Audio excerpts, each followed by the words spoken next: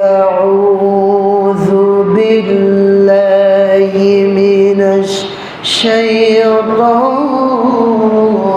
الرجيم بسم الله الرحمن الرحيم إن الله لا يغفر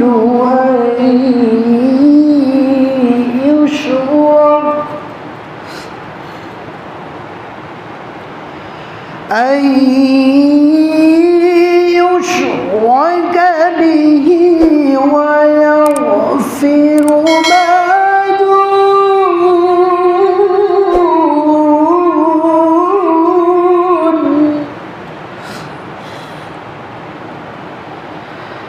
ما دون ذلك لمن يشاء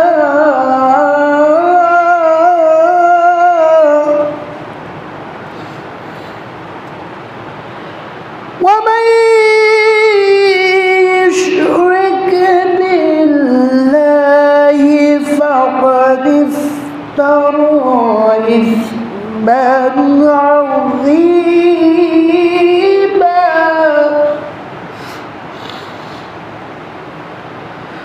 الله أكبر كبيرا بسم الله الرحمن الرحيم إن الله وملائكته يصلون على النبي يا أيها الذين آمنوا সম্মানিত হাজিরিন, রবিউল মাস রাসূল সাল্লাল্লাহু আলাইহি ওয়াসাল্লামের সিরাতের মাস, তার ওফাত এবং তার জন্ম এই দুটাই এই মাসে হয়েছে।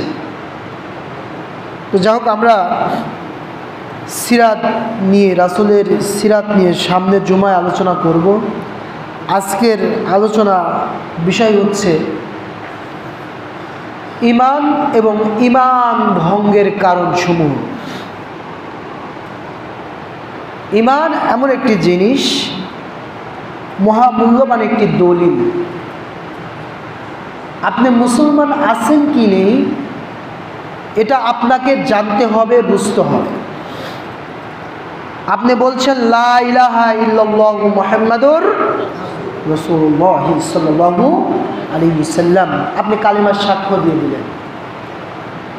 কালিমার সাক্ষ্য দেওয়ার পর আবার আপনি এমন কাজ করে ফেললেন যেখানে আপনার ঈমানটা চলে গেল, সেই সাক্ষ্যর কোনো দাম থাকলো না।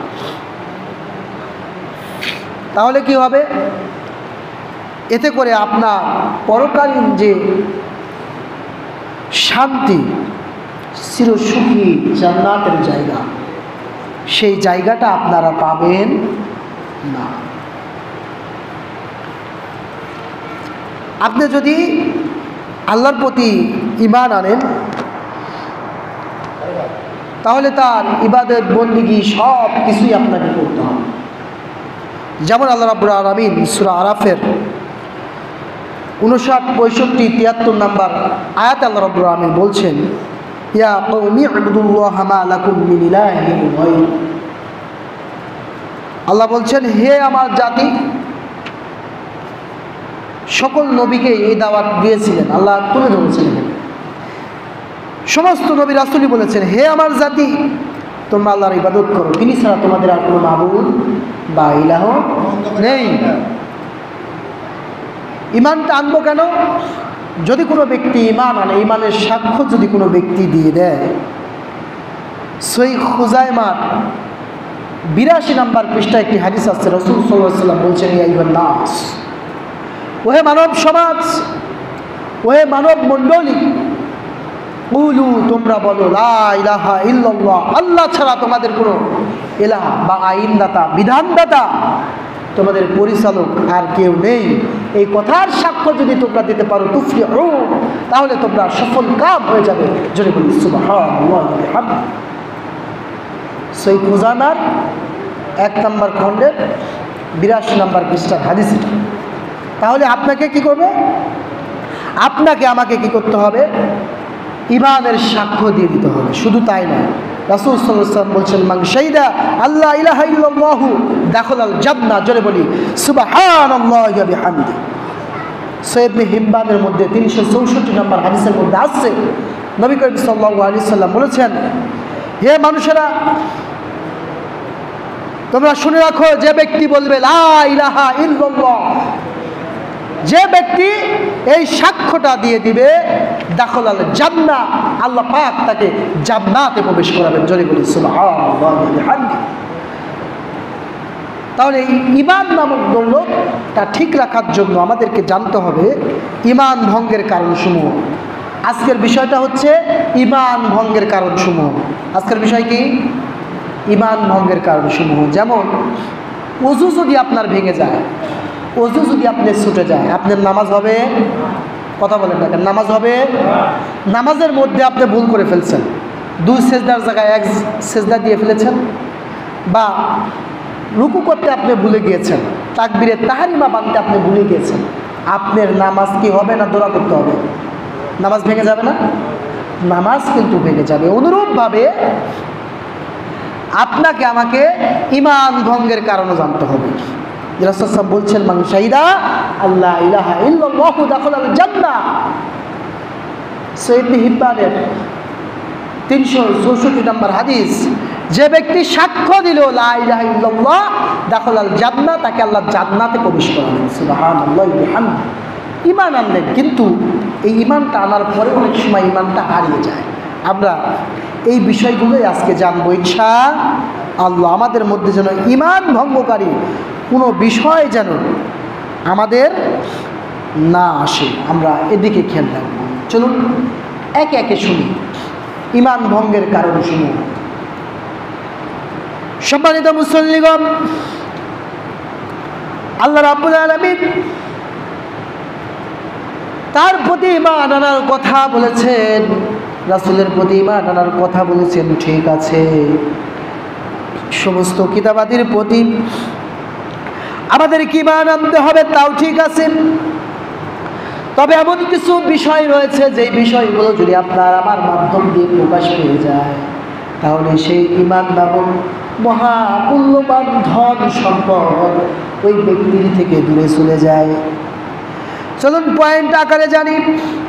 1 নম্বরে ঈমান ভঙ্গকারী, যার ঈমানটা ভঙ্গ হয়ে যায়, সেই ব্যক্তির ঈমানটা ভঙ্গ হয়ে যায় যে ব্যক্তি মুসলমান হওয়ার পরেও আল্লাহ রাব্বুল আলামিনের সাথে শিরক করে বসে থাকে।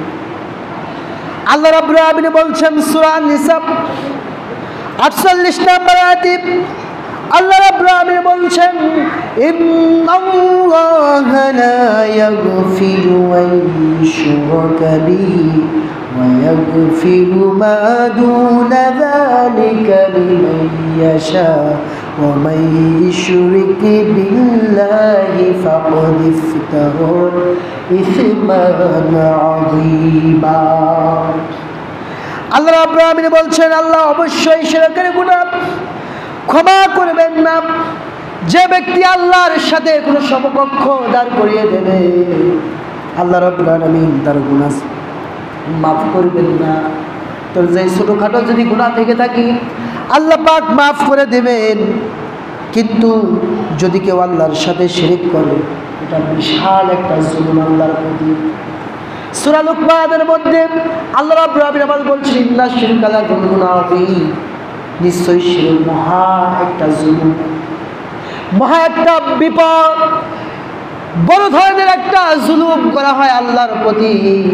এই শিরক যারা করে ফেলবে মুসলমান হওয়ার পরে, সে ব্যক্তি কিন্তু আর তার ঈমানদার থাকলো না, সে ব্যক্তি সঙ্গে সঙ্গে মুশরিক হয়ে গেল। এখন শিরক কাকে বলে?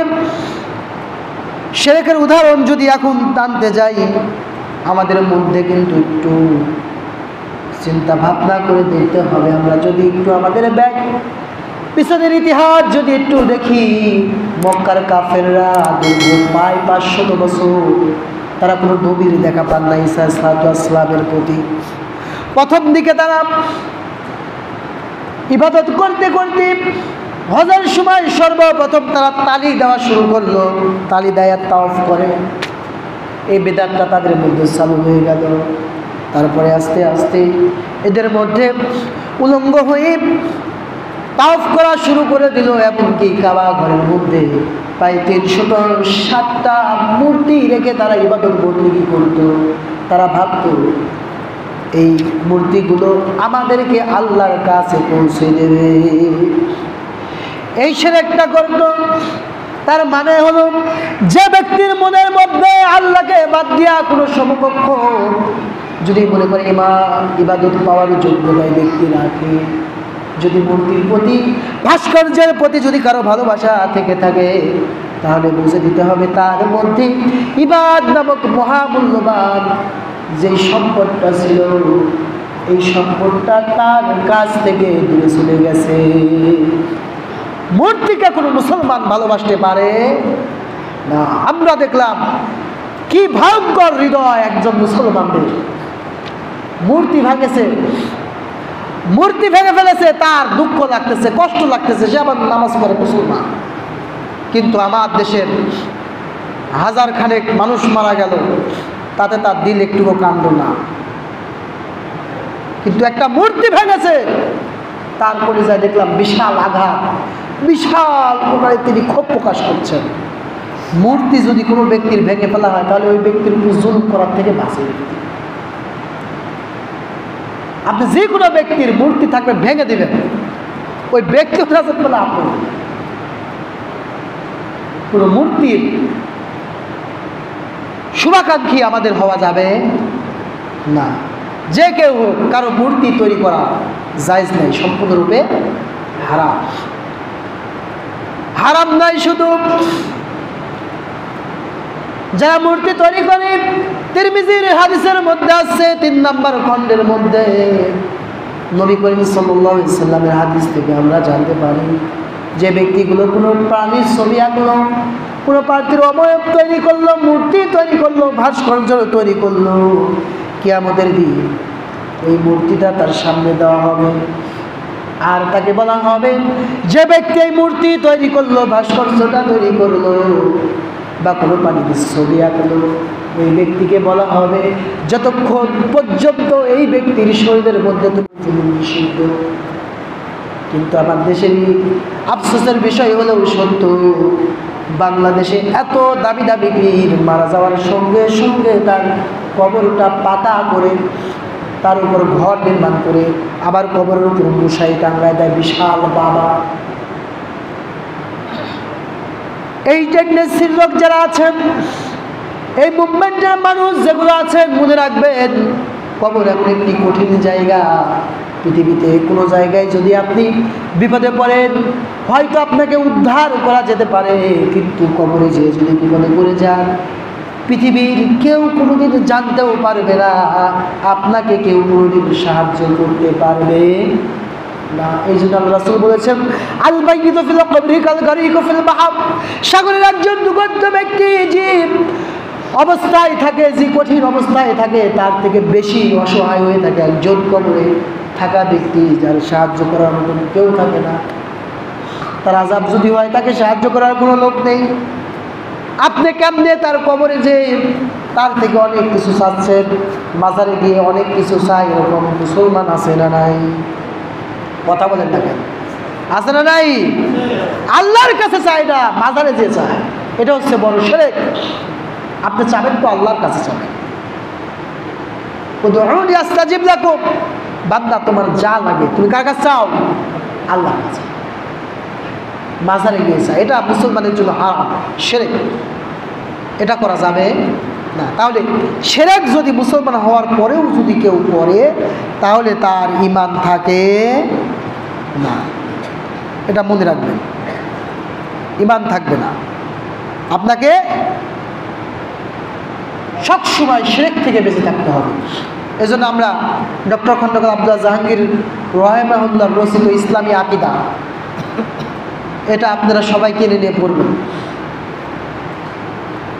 এটা যদি পড়তে পারেন তাহলে আপনারা শিরক বিষয়ে অনেক কিছু জানতে পারবেন।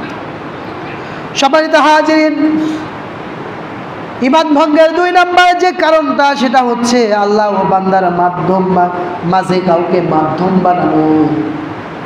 যেটা বলছিলাম, মক্কার কাফেরগুলো তারা মূর্তি তৈরি করলো, বিভিন্ন দেবদেবীর পূজা তারা যখন আরম্ভ করে দিল, আর তারা সেখানে তারা একটি যুক্তি দাঁড় করিয়ে দিল। সেই যুক্তিটা হলো, আমরা তো সরাসরি আল্লাহর কাছে যেতে পারবো না, তার জন্য তার নেক বান্দা যারা ছিল তাদেরকে একটু খুশি যদি করতে পারি, তাহলে এই ব্যক্তিগুলো আল্লাহর মনোনীত, এই ব্যক্তিগুলো আল্লাহর কাছে যে আমাদের জন্য শাফায়াত করবে, আর আমরা জান্নাতে যাব। অর্থাৎ উসিলা তালাশ করে এরকম মানুষ আছে না নাই? এই কামটা কিন্তু করা যাবে না। আল্লাহর বান্দার মাঝখানে কাউকে আনার দরকার নাই। আপনার কোনো কিছু বিপদ হয়েছে, আপনার যা কিছু লাগবে আপনি সরাসরি আল্লাহর কাছে যাবেন, আর কারোর কাছে যাওয়ার দরকার নাই। আপনাকে উসিলা তালাশ করার কোনো প্রয়োজন নাই, আপনাকে কারো ইবাদত করারও দরকার নাই, কাউকে মাধ্যম বানানোর প্রয়োজন নাই। আপনি যখন ইবাদত করবেন সরাসরি আল্লাহর কাছে চাইবেন, এটাই হচ্ছে আল্লাহ এবং বান্দার মাঝখানের সম্পর্ক। কাউকে উসিলা বানানোর দরকার নাই। যেমনটি সূরা ইউনূসের 18 নম্বর আয়াতে আল্লাহ রাব্বুল আলামিন বলছেন, ওয়া ইয়া'বুদুনা মিন দুনিল্লাহি মা লা ইয়াদুরুহুম ওয়া লা ইয়ানফা'ুহুম ওয়া ইয়াকুলুনা হাউলাই শুফাআ'উ ইনদাল্লাহ। তোমরা আল্লাহর ইবাদত করো, আর তোমাদের যা কিছু লাগে সব কিছু তোমরা সরাসরি আল্লাহর কাছে চাও, মাঝখানে কোনো উসিলার প্রয়োজন নাই। আবার সূরা জুমারের 3 নম্বর আয়াতে আল্লাহ একই কথা বলেছেন,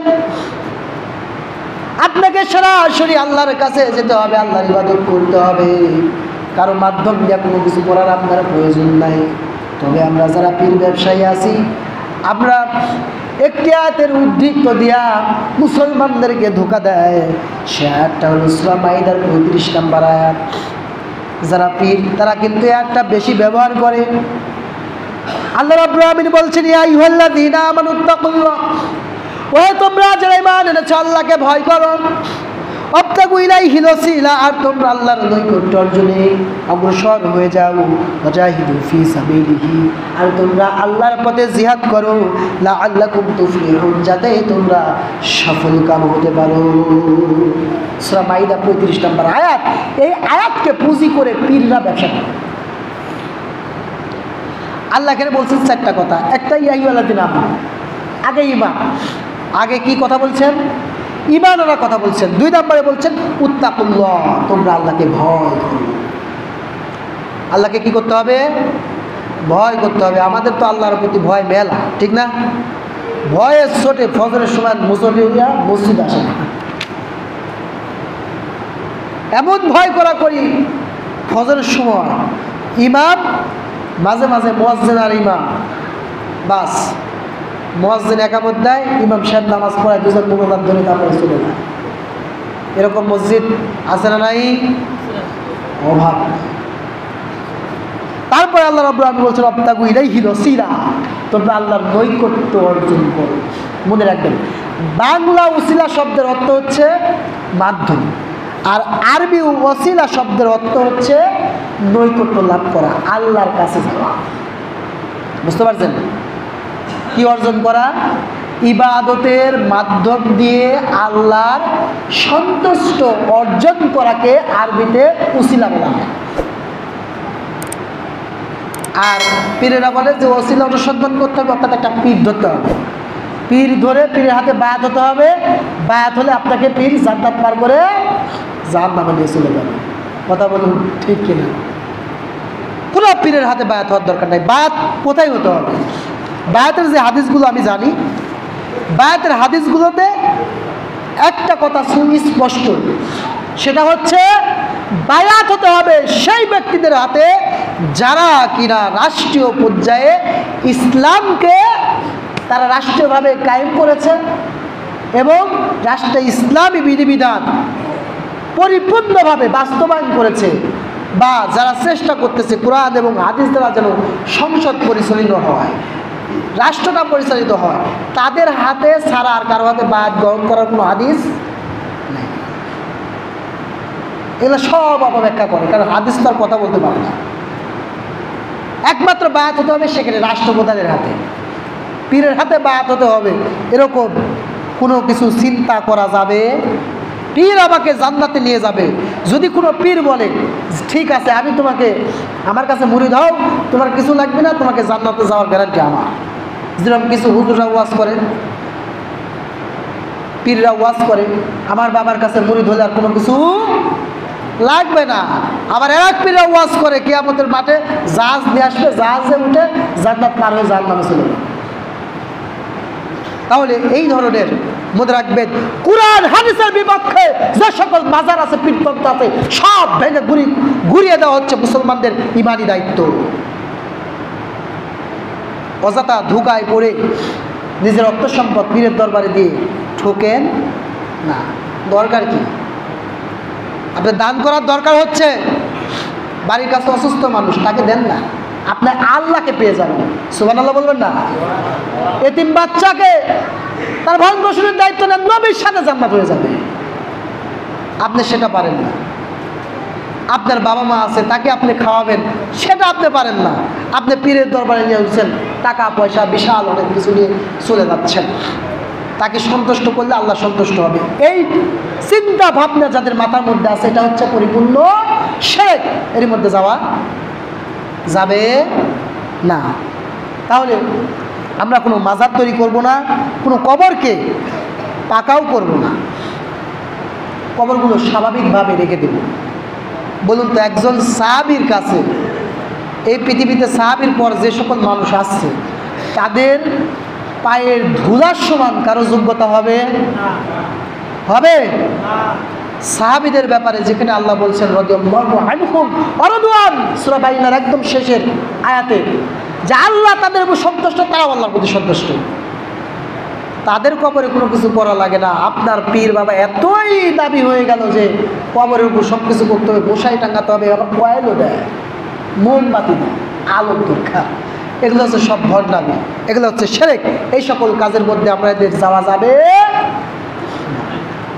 সম্মানিত হাজিরিন, ঈমান ভঙ্গের 3 নম্বর যেই কাজটা খুঁজে খুঁজে বের করেছি, সেটা হচ্ছে মুশরিকদেরকে তাদের মতবাদকে সঠিক বলে মনে করা, মুশরিকদের তৈরি করা আইন কানুন নির্দ্বিধায় মেনে নেওয়া। আপনি মুসলমান, ইসলাম আপনাকে সুন্দর মতন জীবন ব্যবস্থা একটি দিয়ে দিয়েছে, আইন কানুন নিয়ম কালাম সব কিছু যার মধ্যে আছে। তদুপরি আপনার ইসলামিক আইন কানুন আপনার ভালো লাগে না, আপনি কি করলেন? এই মুশরিকদের মতবাদ করা তৈরি করা আইনগুলো আপনার কাছে ভাল লাগে, তাহলে আপনার বুঝতে হবে আপনি কিন্তু ঈমান আপনার মধ্যে থেকে চলে গেছে। মানব রচিত কোনো আইন আপনাকে মানা যাবে না। ফামান ইয়াকফুর বিত্তাগুত ওয়া ইউমিন বিল্লাহি ফাকাদ ইসতামসাকা বিল উরওয়াতিল উসকা, সূরা বাকারা 256 নম্বর আয়াত। তাগুদের তৈরি করা কোনো নিয়ম শৃঙ্খলা কোনো মুসলমান মানতে পারে না। দেখেন, মানব রচিত আইন বা তাগুদের আইনগুলো যে আমরা এই বাংলাদেশ 1971 সালে স্বাধীন হওয়ার পর থেকে 2024 সালে আবার স্বাধীন হওয়ার পর থেকে এ পর্যন্ত মানছি, এখনো পর্যন্ত কি শান্তি আমাদের মধ্যে আছে? কথা বলেন না কেন? শান্তি আছে? চাঁদাবাজি বন্ধ হয়েছে, খুন রাজধানী বন্ধ হয়েছে, নারী ধর্ষণ বন্ধ হয়েছে, ঘুষ দুর্নীতি বন্ধ হয়েছে। এগুলি সব বন্ধ হবে একমাত্র কার আইন মানলে? আল্লাহ।